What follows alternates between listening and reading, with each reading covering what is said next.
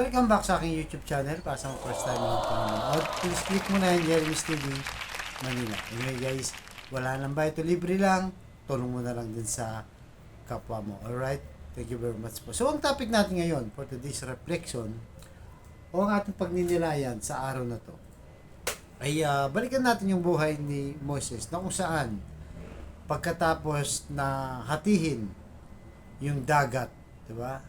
Ng ating amang nasa langit at dumaan na yung mga Israelita para makatawid sa dagat at binalik na yung tubig para mamatay yung mga umahabol na sundalo ng Ehipto. So, siyempre, nung matapos na yun, tuloy ang kanilang paglalakbay. Ang pinakamalaking challenge sa kanila ay yung disyerto na kanilang tatahakin. Siyempre, disyerto, di ba, nung araw, wala pa naman talagang development kahit sa aling bansa, di ba? So, siyempre, sa dami nila, ayon sa mga eksperto, 2 million yan. Paano yan sila kakain? Pagdating sa disyerto, anong mga challenges yan? Walang tubig, walang pagkain, di ba? Walang 7-Eleven. Sa panahon natin, walang Jollibee. Walang mga mineral water. So, wala lahat. As in wala. At maglalakbay sila ng almost 40 years silang maglalakbay. Kaya nga sabi sa Pilipos chapter 4 verse 10, at buhat sa hindi mauubos na kayamanan ng Diyos, ibibigay niya lahat sa inyo ang inyong kailangan sa pamamagitan ni Kristo Jesus. Guys, napakaganda, di ba? Buhat sa mga kayamanang hindi nauubos. Sa panahon natin, unlimited to guys, di ba? Unlimited. Siyempre, makapangyarihan ng Diyos. Siya yung gumawa ng langit at lupa, bituin, lahat nakikita mo, even yung buhay natin. Di ba? Utang natin sa Kanya, siya rin ang gumawa. So, ibig sabihin yan, yung Kanyang grasya ay siksik, liglig at umaapaw na biyaya ang ibibigay niya sa atin dahil kay sa ating Panginoong Yesu Cristo. So, ngayon, ang challenge nga, paano sila kakain sa isang linggo?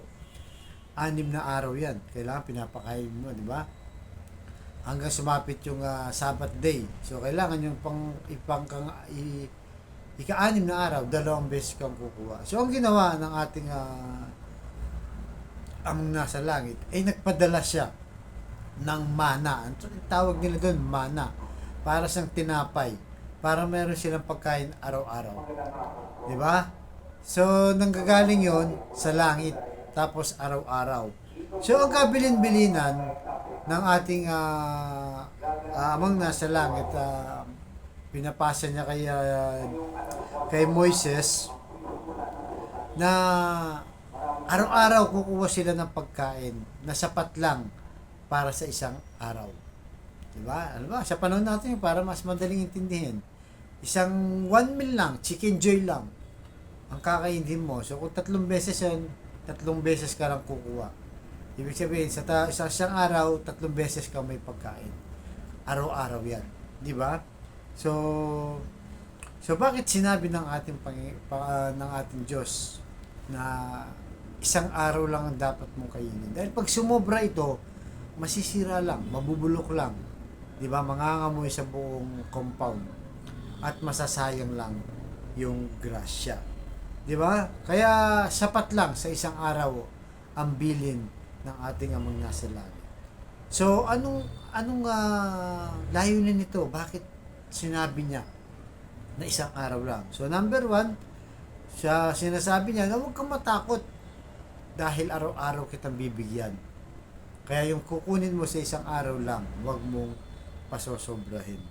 At ang pangalawa, naniniwala ka ba na ibibigay sa iyo ng Diyos yung grasyang pagkakaloob niya na kailangan mo sa araw-araw sa loob ng 40 years, di ba? Sa kanilang panahon.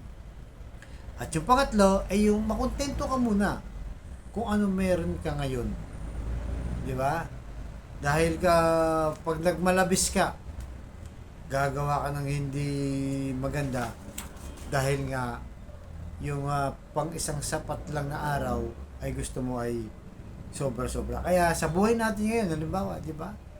may trabaho ka kahit papaano nakakaraos ka. Security guard ka, janitor ka, factory workers ka, di ba? Professional ka, nurse, engineer. So,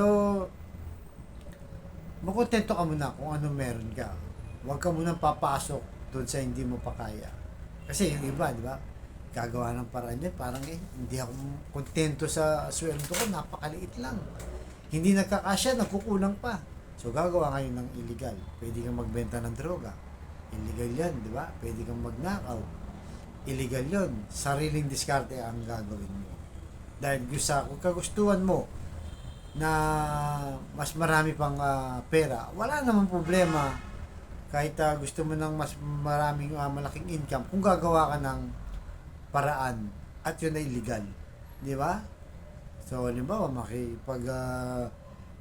may factory dyan, papasok ka ng part-time lang. Di ba? O maglilinis ka sa kapitbahay mong mayaman para bigyan ka ng extra.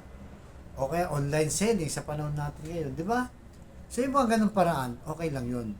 Walang magiging problema. At ang pinaka-importante, di ba, yung relasyon natin sa Diyos. Kung naniniwala ka na mahal ka ng Diyos, may relasyon ka sa Kanya, hindi ka niya pababayaan. Maniwala ka, kagaya ng mga Israelita, 40 years. Tayo hindi lang, di ba? Minsan ng tao na bumuhay, 70, 80, 90, depende, hanggang sa 100. Meron pa nga, di ba? Pakakainin tayo. Pero siyempre, hindi yung basta higa ka lang, guys. Magtatrabaho ka pa rin. Di ba? Kaya na lagi natin sinasabi dito, nasa tao ang gawa, nasa Diyos ang awa. So, yung panghawakan natin na magtiwala tayo sa ating Panginoong Yesus na hindi niya tayo iiwan. Diba? Ipoprovide na sa yung provider sa lahat ng ating kailangan. Kaya hindi na uubos ang kanyang kayamanan. Pakuloy ang kanyang pagbigay ng grasa sa bawat isa sa atin. Basta magkaroon na tayo ng relasyon sa Diyos, maniwala, magtiwala at manampalataya na lagi natin pinagdarasal dito sa ating channel. Kaya sa kapatid nating nanonood sa aking vlog na may matinding karamdaman, problema sa pamilya at problema rin sa pinansya, sabayin mo ka sa napakasimpleng dasal lang na kung ikay maniwala at ikay magtiwala ay yung panghawakan kagaya ng diniscuss natin sa araw na ngayon. Tsak yun ay pagkakalob ng ating Panginoong Jesus sa kanyang pangalan sa tamang panahon. So tayo manalangin. Lord, i-bless niyo po ang kapatid namin nanonood sa aking vlog na malubha na po ang karamdaman. Stage 4 cancer na, Lord.